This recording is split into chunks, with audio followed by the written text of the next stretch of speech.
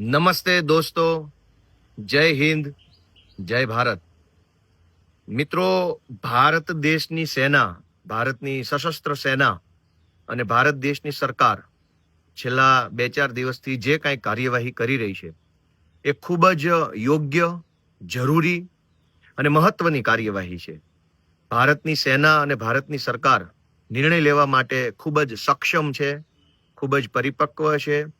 શું નિર્ણય લેવો, કઈ કાર્યવાહી કરવી, ક્યારે કરવી, તે બાબતે ભારતની સેનાને કશું જ કહેવું પડે એમ નથી. ભારતની સેના એટલી મજબૂત, એટલી તાકાતવાળી અને એટલી અનુભવી સેના છે. પણ દોસ્તો, ભારતની સેના જ્યારે ભારત માટે કામ કરી રહી હોય, ભારતની સરકાર જ્યારે ભારતની સુરક્ષા માટે કામ કરી રહી હોય, ત્યારે નાગરિક તરીકે આપણા બધાની જવાબદારી શું? હું ગઈકાલ રાતથી જોઉં છું એટલે મને એવું લાગ્યું કે મારે બધાને વિનમ્ર સૂચન કરવું જોઈએ કે આપણે પણ કંઈક જવાબદારી બને છે નાગરિકોની. દેશની સેવા કરવાનો આ ઉત્તમ સમય છે. આપણા દેશને આપણે પ્રેમ કરીએ છીએ, આપણા દેશ માટે કંઈક કરવું છે, તો શું કરવું જોઈએ? આપણે સરહદ ઉપર તો જઈ શકવાના નથી, તો આપણે શું કરી શકીએ જેને એમ કહી શકાય કે મેં દેશની સેવા કરી? તો મારું એવું વિનમ્ર સૂચન છે કે આ મુશ્કેલ સમયમાં, કેમ કે શું થવાનું છે, ક્યારે થવાનું છે, કેમ થવાનું છે, કેટલું થવાનું છે, કોઈને ખબર નથી. એ સેના જાણે અને ભારતની સરકાર જાણે, આપણને નથી ખબર. તો સૌથી પહેલું કામ, દેશ સેવાનું સૌથી મોટું કામ અત્યારે એ છે કે અફવા ન ફેલાવીએ કોઈ પણ પ્રકારની. હવે અફવા કોણ છે? આપણે જે વિડીયો વિશે કશું નથી જાણતા એ વિડીયોને ક્યાંય ફોરવર્ડ ન કરવો જોઈએ. જે સમાચાર વિશે આપણી પાસે કોઈ માહિતી નથી એ સમાચાર ફોરવર્ડ ન કરવા જોઈએ. દેશ સેવા સૌથી મોટી અત્યારે એ છે કે માહિતી સાચી છે કે ખોટી છે એ જાણ્યા વગર કોઈ પણ પ્રકારની માહિતી ક્યાંય પણ ફેલાવવી જોઈએ નહીં. હું જોઉં છું ઘણા મિત્રો એકબીજા સાથે ફોન ઉપર ચર્ચા કરે છે, આમ થઈ ગયું, તેમ થઈ ગયું. દોસ્તો, હજારો માણસો એવા હોય છે કે જેનું કોન્ફિડન્સ લેવલ બહુ મધ્યમ પ્રકારનું હોય છે.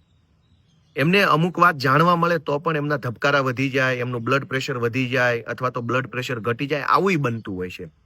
અંગ્રેજીમાં શબ્દ છે પેનિક, એટલે કે સમાજમાં ભય ફેલાય અથવા તો સમાજમાં ઉશ્કેરાટ ફેલાય અથવા તો તણાવ ફેલાય અથવા તો ચિંતા ફરી વળે. શું થશે ની ચિંતા જો આખા સમાજમાં ફેલાઈ જાય તો હજારો માણસોનું બ્લડ પ્રેશર ઊંચું અથવા નીચું થઈ જાય, લોકો મુશ્કેલીમાં મુકાઈ જાય.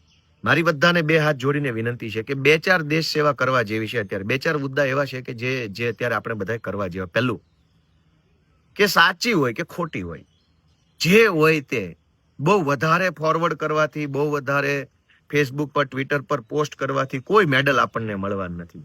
તમારા વોટ્સએપમાં જે માહિતી આવી એને જોઈ લો અને ડિલીટ મારી દો. સાચો વિડીયો હોય તો પણ ભલે, ખોટો વિડીયો હોય તો પણ ભલે.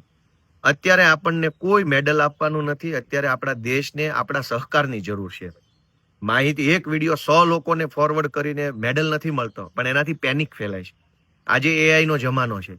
ભૂતકાળમાં બીજા દેશોમાં અનેક યુદ્ધો થયા છે. બીજા દેશોના યુદ્ધોના વિડીયો પણ ભારતના વોટ્સએપ ગ્રુપોમાં ફરી રહ્યા છે, જેના કારણે લોકોમાં ચિંતા ફેલાય, તણાવ ફેલાય, પેનિક થાય, બ્લડ પ્રેશર ઊંચું નીચું થઈ જાય હજારો લોકોનું. બીજી વાત કે ભારત દેશની સેના વિશે, યુદ્ધ વિશે, ભારતની સરકાર વિશે કોઈ પણ પ્રકારની નકારાત્મક ટીકા ટિપ્પણી આ સમયે કોઈ પણ માણસે કરવી જોઈએ નહીં. કારણ કે એનાથી પોલીસનું કામ વધે, લોકોની અંદર વળી પાછો તણાવ, ઉશ્કેરાટ ફેલાય. આપણને આપણો અભિપ્રાય અત્યારે આપણા મનમાં રાખવાનો આ સમય છે. જે કાંઈ અભિપ્રાય હોય તે, દરેક માણસ છે પોતાનો અભિપ્રાય છે, પણ અભિપ્રાયો આપવાથી કોઈને મેડલ નથી મળવાના, પણ પોલીસનું કામ વધે. હવે ગમે તેવું કંઈક ફેસબુક પર કોક લખે એટલે 50 પોલીસ વાળા એમાં રોકાઈ જાય. પોલીસ પાસે ઘણું બધું કામ છે, સિવિલ ડિફેન્સ પાસે ઘણું કામ છે, સરકારી તંત્ર પાસે ઘણું કામ છે. તો આપણે કમસે કમ એનું કામ વધે નહીં એવું કરવાની આપણા બધાની જવાબદારી છે. ત્રીજી વસ્તુ કે એક નાગરિક તરીકે આપણી સૌથી મહત્વની જવાબદારી શું છે કે આપણી સેનાનું મનોબળ વધુને વધુ મજબૂત બને, આપણી સરકારની નિર્ણય લેવાની જે શક્તિઓ છે એને બળ મળે. યુદ્ધલક્ષી નિર્ણય લેવાનો હોય કે આતંકવાદની વિરુદ્ધમાં લડવાનો નિર્ણય લેવાનો હોય, એ નિર્ણય લેવાની સરકારની ક્ષમતાને બળ મળે. એ પ્રકારે આપણે બધાએ અત્યારે વર્તન કરવું જોઈએ. સમાજની વ્યવસ્થા સચવાઈ રહે, નાનામાં નાના માણસને ચિંતા ન થાય, નાનામાં નાના માણસને તણાવ ઉત્પન્ન ન થાય, એ પ્રકારે શાંતિનો માહોલ બનાવી રાખવાની આપણા બધાની જવાબદારી છે. હું ફરી વખત બધાને વિનંતી કરું છું કે ફેસબુક ઉપર, ટ્વિટર ઉપર, વોટ્સએપ પર ગમે તેવા મેસેજ પોસ્ટ કરવા કે ફોરવર્ડ કરવા એ રાષ્ટ્રપ્રેમી નાગરિકની નિશાની નથી. જે પોતાના દેશને પ્રેમ કરતો હોય, જે પોતાના દેશની સેનાનું સન્માન કરતો હોય, એ નાગરિક ક્યારેય આવા સમયે સાચા કે ખોટા કોઈ પણ પ્રકારના વોટ્સએપ મેસેજ ફોરવર્ડ ન કરવા જોઈએ.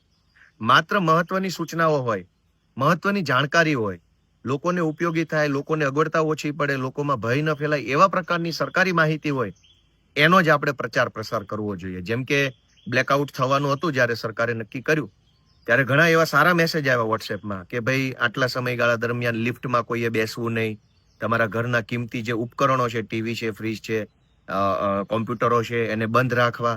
તો આવી મહત્વની બાબતો વોટ્સએપમાં મોકલવી જોઈએ. પણ ફલાણી જગ્યાએ હુમલો થયો, રોકેટ લોન્ચર આવ્યું, તૂટી ગયું, ફાટી ગયું, સાચું છે કે ખોટું છે કશું જ જાણ્યા વગર વિડીયો ફેલાવવાથી આપણને મેડલ નથી મળતા, પણ આપણે આપણા દેશનું, આપણી સેનાનું ક્યાંક ને ક્યાંક મોરલ ડાઉન થાય એવું કૃત્ય કરી રહ્યા છીએ. આપણા દેશની જનતામાં પેનિક થાય, જનતામાં ચિંતા ફરી વળે, તણાવ ફરી વળે, ભય ફરી વળે, એવું કામ આપણા હાથે ન થવું જોઈએ. મારી બધા જ સમજદાર નાગરિકોને વિનંતી છે કે જે કાંઈ મેસેજ આવે ને ફોરવર્ડિંગ કરવાનું બધાએ બંધ કરવું પડશે. બધા પાસે મોબાઈલ છે, બધા વિડીયો જોઈ રહ્યા છે, આપણે શું કામ એવો ટપાલી બનવું છે?